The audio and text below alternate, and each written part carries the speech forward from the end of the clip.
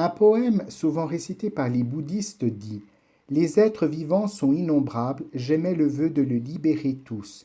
Les afflictions sont incessantes, j'émets le vœu de les éliminer toutes. Les dharmas sont illimités, j'émets le vœu de les étudier tous. La voie de Bouddha est insurpassable, j'émets le vœu de l'atteindre.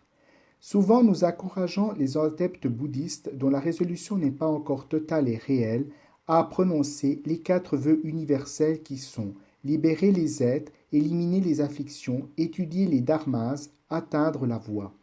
Pour avancer courageusement dans la vie, nous devons nous aussi agir ainsi. Sariputra était un pratiquant de Hinayana. Un jour, il émit le vœu de devenir bodhisattva, mais comment faire pour y parvenir? Il lui fallait se détacher des apparences, du moi, de l'attachement, de la pratique. Comme Sariputra avait prononcé le bodhisattva, il devait donc pratiquer la voie du bodhisattva. Un deva voulut alors le tester et se transforma en un jeune homme sanglotant au bord de la route. Sariputra vint à passer et lui demanda: Pourquoi pleures-tu? À quoi bon te le dire, tu ne peux pas m'aider. Je suis un pratiquant qui aide les gens à se libérer de leurs souffrances. Si tu pleures, c'est que tu as des problèmes. J'ai fait le vœu de devenir un bodhisattva, alors raconte-moi ton histoire. Je vais donc te raconter. Ma mère est malade, le docteur dit qu'elle est incurable, ou alors il faudrait utiliser l'œil d'un pratiquant pour lui préparer le médicament susceptible de la guérir. Ne pleure pas, je suis un pratiquant, je peux lui donner un œil. Si je te prends un œil, je vais être condamné. Si tu veux me le donner, fais-le toi-même. Alors Sariputra s'arracha un œil et le lui tendit. Le jeune homme lui répondit: Le docteur a dit qu'il fallait l'œil gauche, pas le droit. Malheur, se dit Sariputra, en donnant l'œil droit, j'avais encore l'œil gauche pour voir. J'aurais dû lui demander d'abord. Tant pis, un bodhisattva doit savoir se détacher du moi, de l'autre et des apparences. Il s'arracha l'œil gauche et le lui tendit. Tiens, voilà l'œil gauche. Le jeune homme saisit l'œil, sans même remercier, il le mit sous son nez pour le sentir, puis il le jeta à terre et dit: Quelle sorte de pratiquant es-tu? Ton œil a une odeur fétide, il empeste. Comment ma mère pourrait-elle manger cela? Sariputra ne voyait plus, mais il entendait, et alors il pensa: Tu n'es qu'un ingrat. Où faut-il aller pour trouver un œil? Et qui plus est, celui d'un pratiquant. Je te donne l'œil droit, tu n'en veux pas, et tu demandes l'œil gauche. Je te donne l'œil gauche, tu dis qu'il empeste. Les êtres sont vraiment difficiles à délivrer. Tant pis, je renonce au bodhisattva. Je ne veux plus prouver ni vacuité, ni inexistence. Je me contenterai de ma pratique du Hinayana. À ce moment, Bouddha apparut et dit: Sariputra, ce jeune homme est un deva qui veut te tester.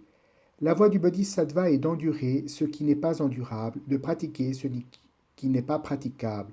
Si tu veux devenir bodhisattva, tu dois en supporter des épreuves. Tu dois posséder les vraies notions de sans l'inexistence. Tout à l'heure, ta colère est montée parce que dans ton fort intérieur, tu gardes encore des idées de bienveillance, de comparaison, de différence. En pensant ainsi, comment pourrais-tu acquérir le niveau des bodhisattvas? À ces mots, Sariputra se sentit confus. C'est pourquoi on peut le dire, un pratiquant de l'Hinayana qui veut émettre le grand vœu doit s'attendre à rencontrer de grandes difficultés. Comprendre l'inexistence est une chose grandiose. Nous vivons au sein de la société et de la famille. Comment pouvons-nous réaliser la notion d'inexistence? Par exemple, dans la famille, si quelqu'un te fait des reproches, dis-toi que ce n'est pas grave et ne lui réponds pas. Si quelqu'un n'est pas gentil avec toi et cherche à te créer des difficultés, ne garde pas rancune, ne cherche pas à te venger, car si tu peux te placer dans l'inexistence, tu y puiseras la force et seras inébranlable. Si tu penses toujours à la fortune et à la gloire, tu vivras dans l'inquiétude, tu auras toujours peur de tout perdre.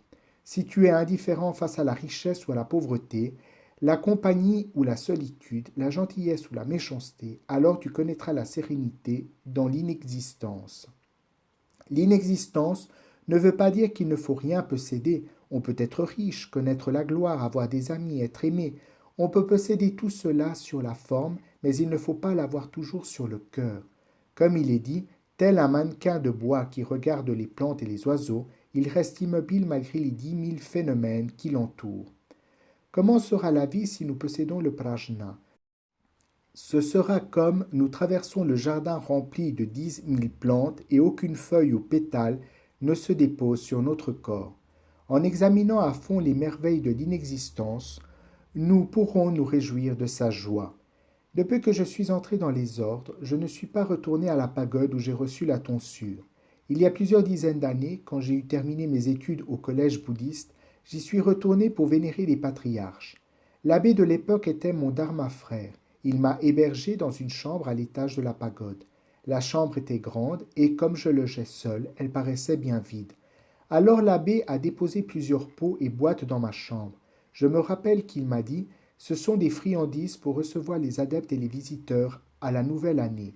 Il les mit dans une grande jarre et la ferma d'un couvercle. Il m'arrivait souvent d'avoir faim, alors je descendais, je tournais et retournais pour attendre l'heure du repas, mais je n'ai jamais touché à ces boîtes. Un jour l'abbé me dit: tu es quelqu'un de scrupuleusement honnête. Honnête? Les friandises que j'ai mis dans ta chambre, tu n'y as pas touché. Comment savez-vous que je n'y ai pas touché? J'avais fait des marques.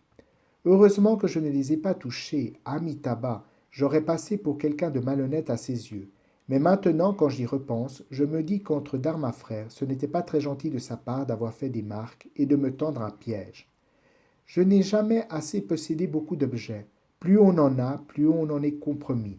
Peut-être avez-vous beaucoup de linge dans votre garde-robe. Vous devez sortir maintenant, vous voulez choisir une blouse, vous en prenez une, vous la remettez, puis vous en prenez une autre, et finalement, il n'y en a pas une qui vous convient. En réalité, ce n'est pas parce qu'il n'y en a pas, seulement vous ne savez pas décider. Quand on ne sait pas décider, trop est égal à rien. Nous, les monastiques, nous n'avons qu'une sorte de vêtement.